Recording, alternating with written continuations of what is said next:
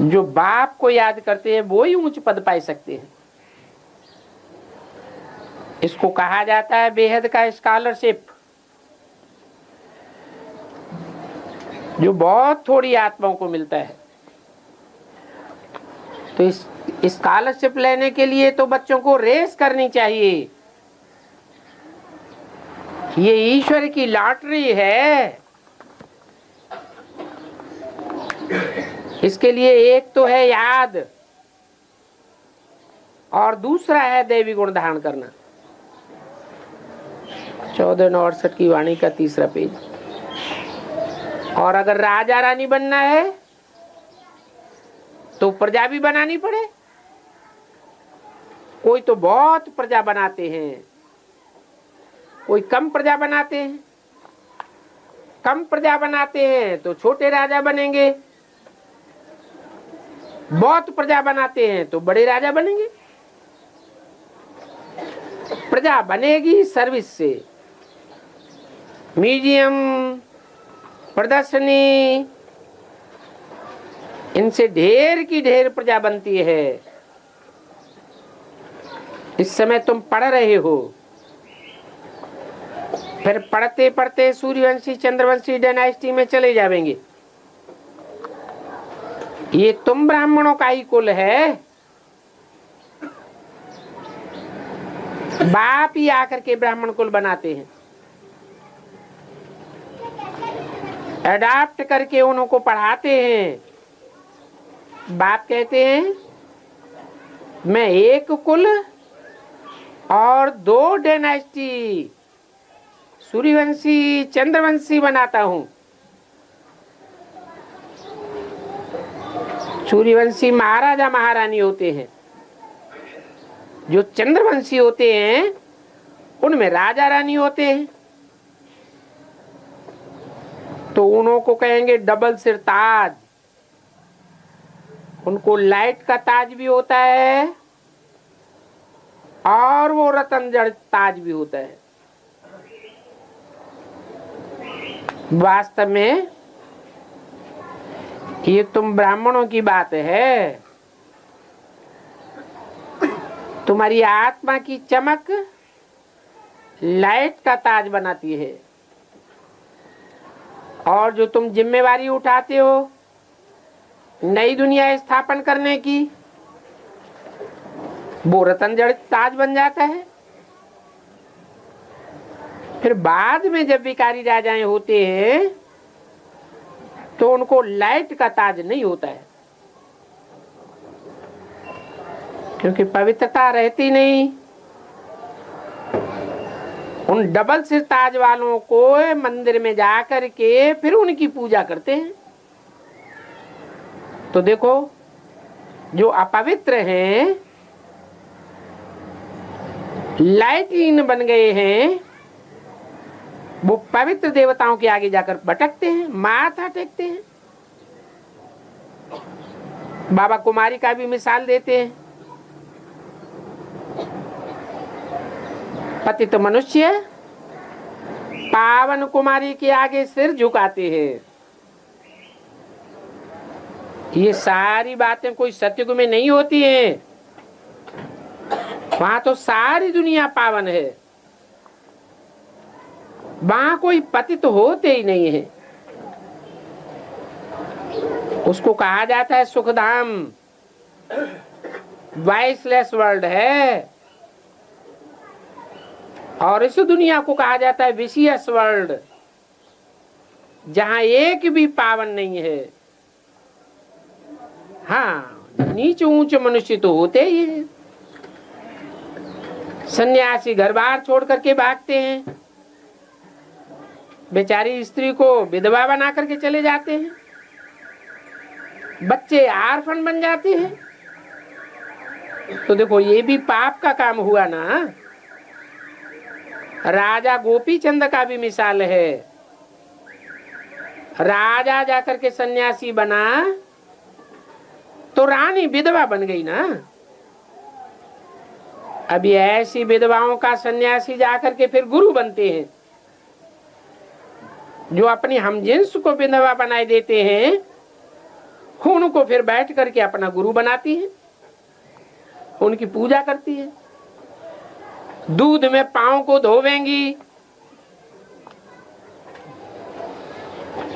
उन पांव को चूम करके पानी को अमृत समझ करके पी लेती हैं।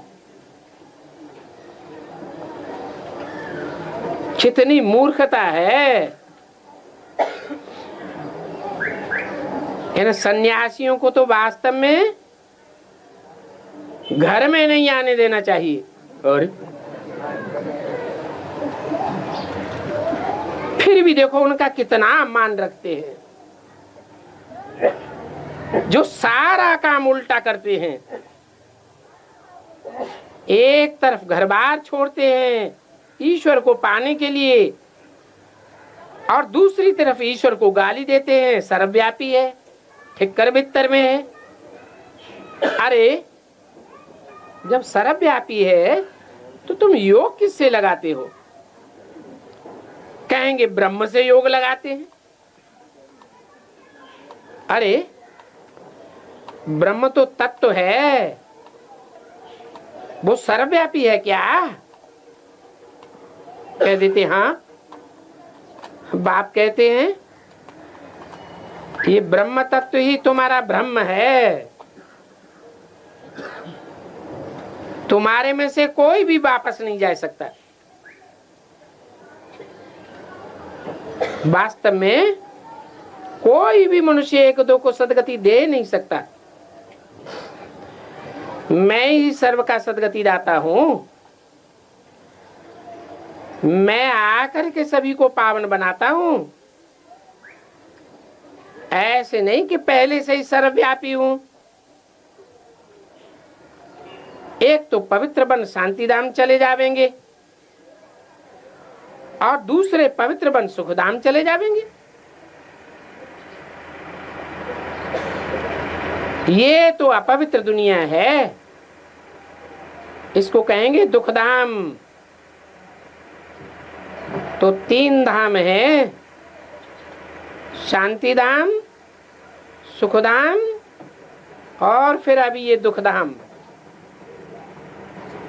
सतयुग में बीमारी आदि कुछ भी नहीं होगी।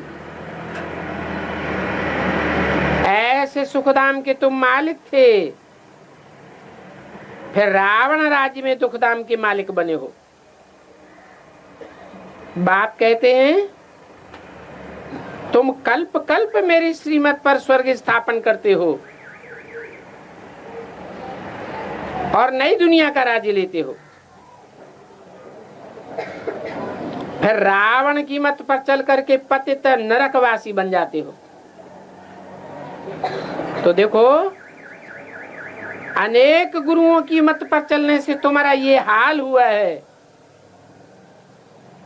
देवताएं फिर कैसे भिखारी बन जाते हैं, वाम मार्ग में गिर जाते हैं। तो मैं फिर मीठे मीठे बच्चों को आकर के परिचय देता हूं और मैं एक ही बार पुरुषोत्तम संगम युग पर आता हूं। जैसे गीता में लिख दिया है संभवामि युगे युगे, मैं हर युग में नहीं आता हूं, कल्प के संगम युग युगे आता हूं, न कि युगे युगे आता हूं। कल्प के संगम पर मुझे क्यों आना होता है? क्योंकि हेल ही फिर हेवन बनता है, तो नरक को स्वर्ग बनाने के लिए आता हूं।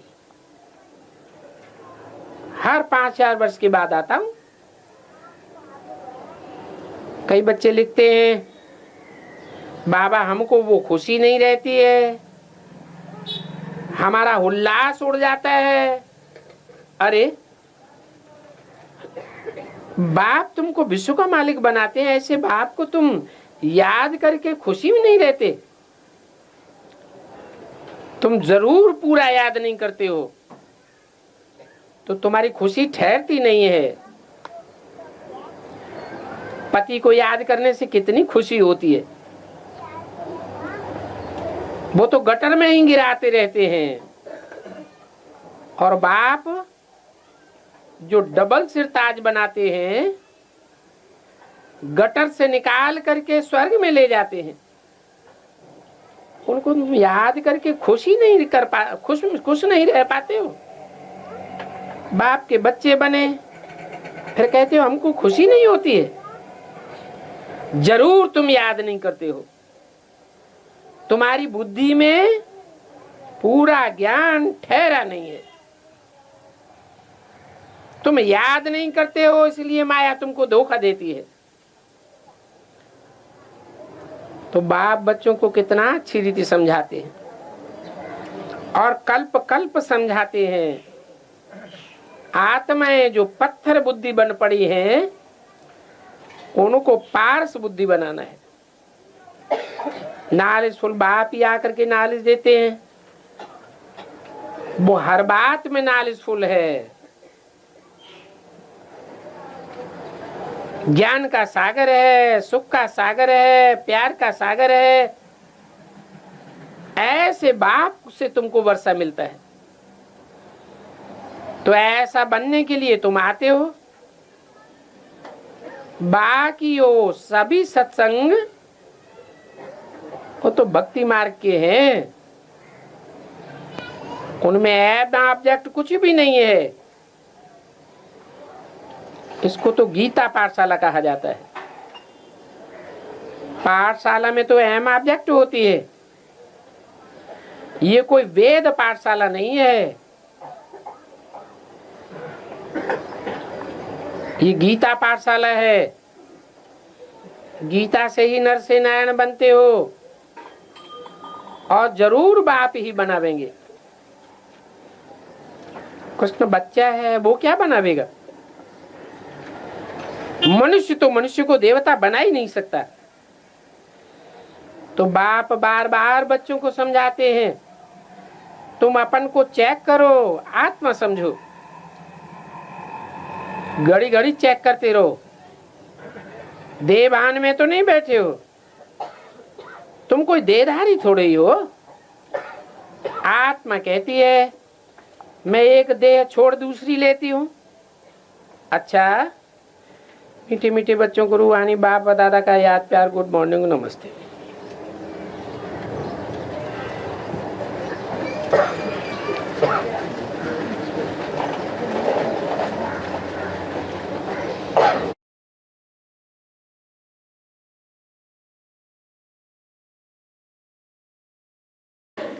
कोई नई आत्मा है तो पूछ रही है कि अनुसुईया पार्टी किसका है? उसी का होगा जो सूर्य ग्रुप वंशी ग्रुप की पालना कर रही हो।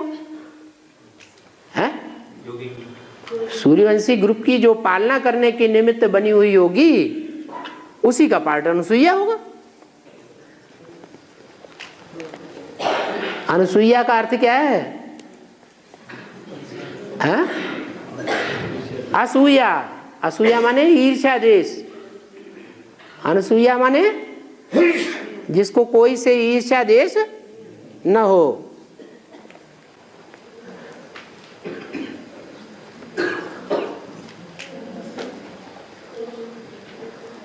मुरली में ऐसा बोला है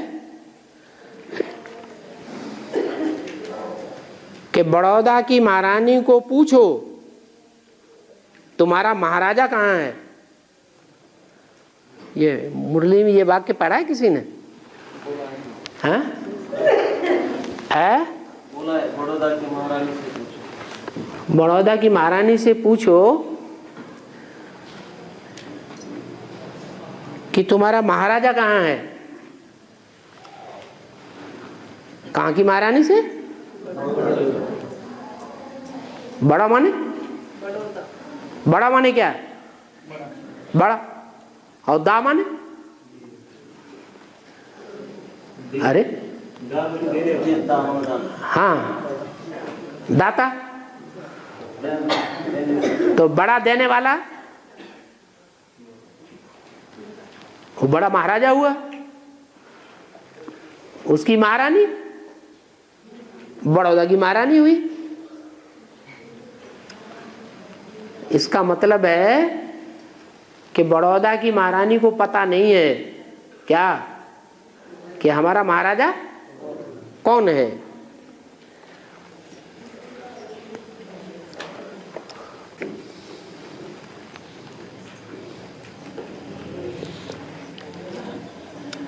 पूछा तो कुछ नहीं है, बोला है मोर और गरुड़ दो अलग अलग पक्षी हैं। मोर नेशनल बर्ड है और गरुड़ सारे पक्षियों का राजा, पक्षीराज कहा जाता है। और आकाश का राजा खगराज है। पूछा क्या है भाई?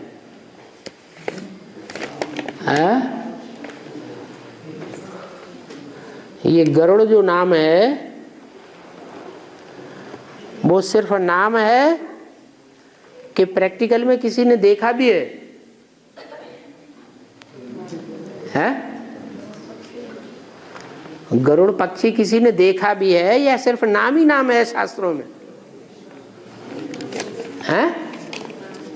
नाम ही नाम है, प्रैक्टिकल में तो है नहीं।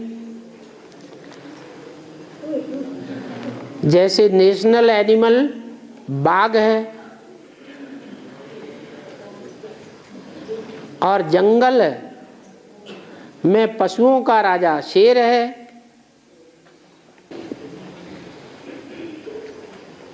पूछा कुछ भी नहीं है। कार्तिकेय का वाहन मोर है। ब्रह्मा का वाहन हंस है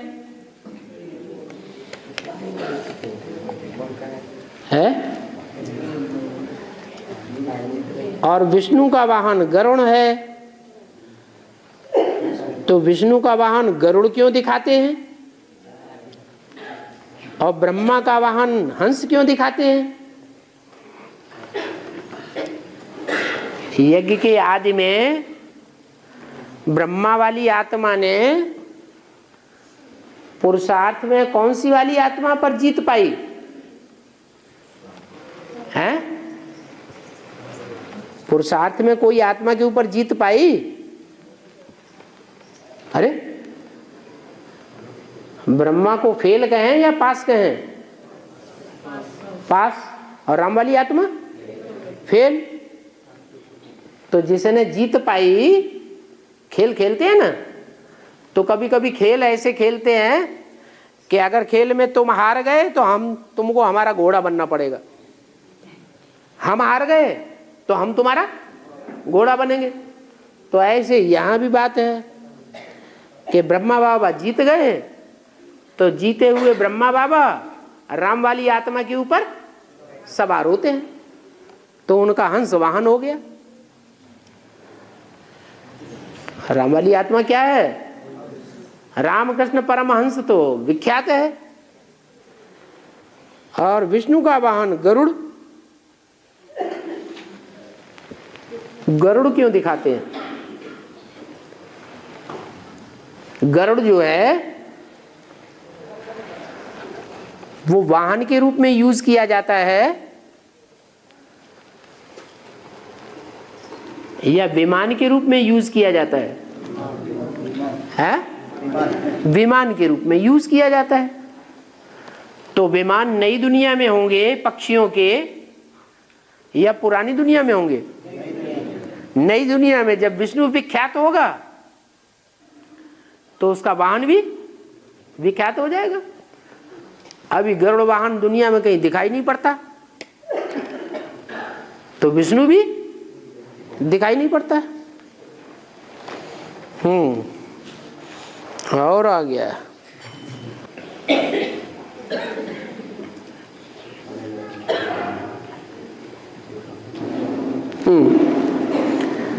कोई को पूरा पता नहीं है तो लिखा है, हिरण्याक्ष जब सारी पृथ्वी को पाताल में ले जा रहा था, लिखने वाले को ये पता नहीं है कि सारी पृथ्वी को पाताल में ले जा रहा था ही नहीं, सिर्फ ले गया था। क्या? पाताल में ले जाके पृथ्वी को रख दिया, हाँ, जब ले जा रहा था तो काशी नगरी छिटक गई पाताल में जाने से पहले ही। लेकिन शास्त्रों में दिखाया है कि भगवान ने 12 अवतार धारण करके पृथ्वी मां को बचा लिया। तो पाताल में जाकर के बाहरा का युद्ध चला या पाताल में जाने से पहले ही बचा लिया? क्या हुआ है? पहले ही बचा लिया है? हाँ, हिरण्याक्ष सारी पृथ्वी को पाताल में ले गया था, सिर्फ काशी नगरी छिटक गई थी। काशी नगरी को पाताल में नहीं ले जा पाया। बाकी पृथ्वी और पृथ्वी वासियों को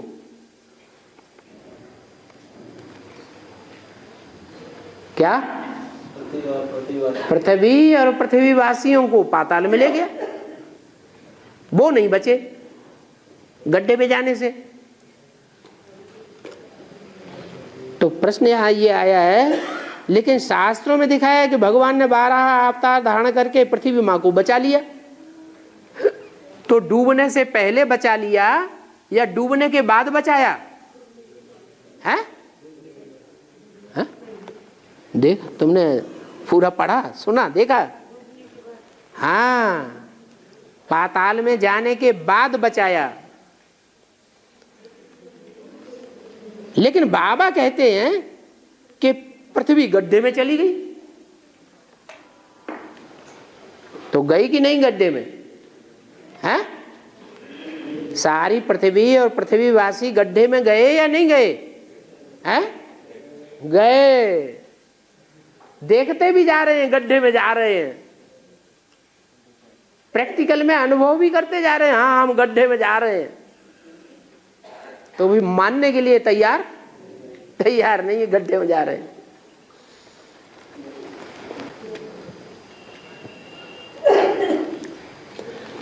बाबा ने बोला है जो बच्चे एनएस में चले गए उनकी भी परीक्षा होगी। बिना परीक्षा लिए माला में आ जाएंगे? हैं? परीक्षा तो होगी। दुर्मुठ चलेगा, फाउंडेशन डाला जाता है तो एक भारी लोहे का वो औजार होता है, उसमें डंडा लगा होता है और उसे पकड़ के धच धच दुर्मुठ चलता है। तो दुर्मुठ चलेगा तो कोई कोई छिटक जाएंगे। तो सिर्फ मन बुद्धि से छिटकेंगे या शरीर से भी छिटक जाएंगे? है?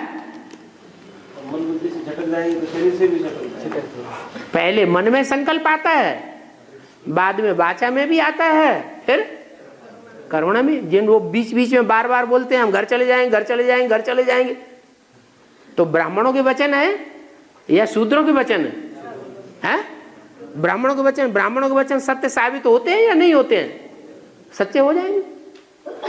मुख से भी नहीं निकलना चाहिए क्या हम घर चले जाएंगे। पहले मन में आता है, मन में जब जास्ती संकल्प आने लग पड़ते हैं तो वो मुख से निकल पड़ते हैं।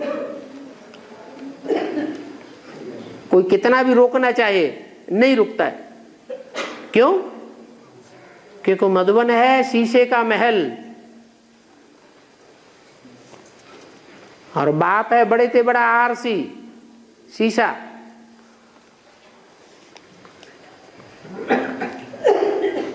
कोई का छुपता नहीं है,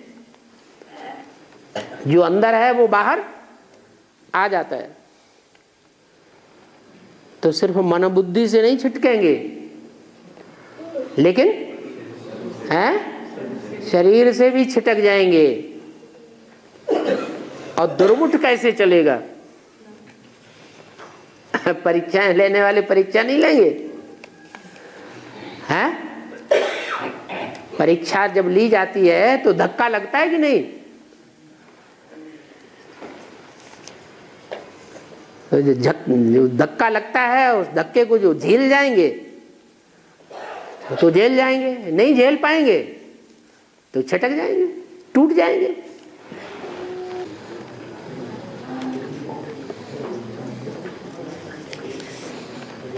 कोई ने लिखा है शीतला देवी को गधे पर बैठा हुआ दिखाते हैं क्या है? शीतला देवी की सवारी गधा, हाथ में झाड़ू दिखाते हैं, इसका क्या अर्थ है? क्योंकि जो शीतल स्वभाव वाली है वो तो झाड़ू नहीं लगा सकती। ये क्या बात हुई है? अच्छा, जय जगन्नाथ सीरियल दिखा देना है, उसमें जो झाड़ू लगाने वाली है वो सहन करती हुई शीतला दिखाई गई या नहीं दिखाई गई है? सहन कर लेती है या मारपीट करने वालों को मारपीट करना शुरू कर देती है, झाड़ू मारना शुरू कर देती है? सहन करती है। जो शूद्राणियां हैं, झाड़ू लगाने वाली, मैला साफ करने वाली, वो ज्यादा सहन करती है या महलों में रहने वाले राजाएं महाराजाएं ज्यादा सहन करते हैं? रानियां ज्यादा सहन करती हैं? कौन सहन करता है? महारानी तो ज्यादा सहन करती, वो महतरानी तो ज्यादा सहन करती है। तो जो झाड़ू लगाने का पार्ट है वो झाड़ू भी तो चैतन्य है। जो झाड़ू लगाने वाली आत्मा झाड़ू कही गई है, किसके हाथ में है? शीतला देवी के हाथ में है, प्रकृति के हाथ में झाड़ू है। तो वो अपने कंट्रोल में चलाती है किसको? झाड़ू को। और झाड़ू क्या करती है? जो कीड़े मकोड़े हैं, बुद्धिहीन हैं, उन बुद्धिहीन कीड़े मकोड़ों को सफाई कर देती है। वो साफ हो जाए तब विजयमाला का प्रैक्टिकल आवाहन होता है। तो झाड़ू तैयार पड़े होंगे कि नहीं पड़े होंगे? है, वो अपनी तैयारी कर रहे होंगे झाड़ू लगाने के लिए। झाड़ू की साफ सफाई हो रही है। और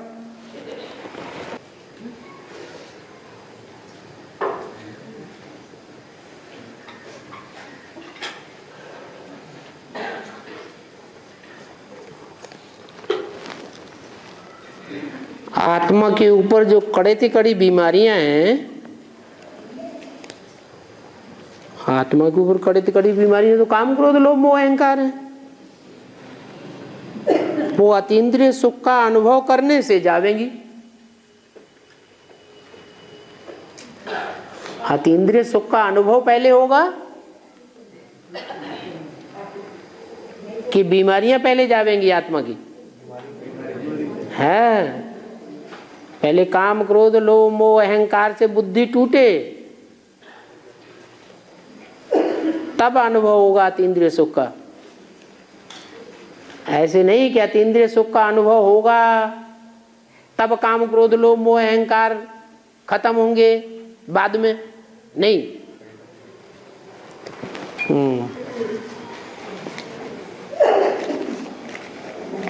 ओम शांति।